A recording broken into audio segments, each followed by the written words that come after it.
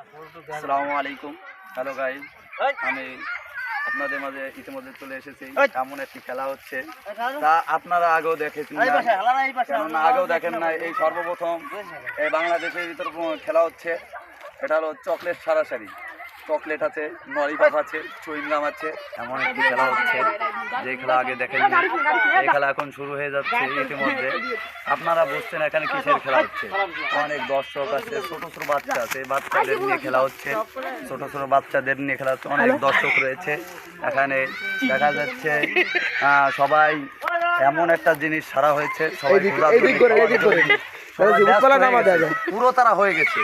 জানেন না আপনারা কি উড়োতারা হয়ে গেছে, সবাই এমনি আপনারা জানেন এখানে এমন ব্যস্ততা হয়েছে। ইতিমধ্যে এই যে চলে এসেছে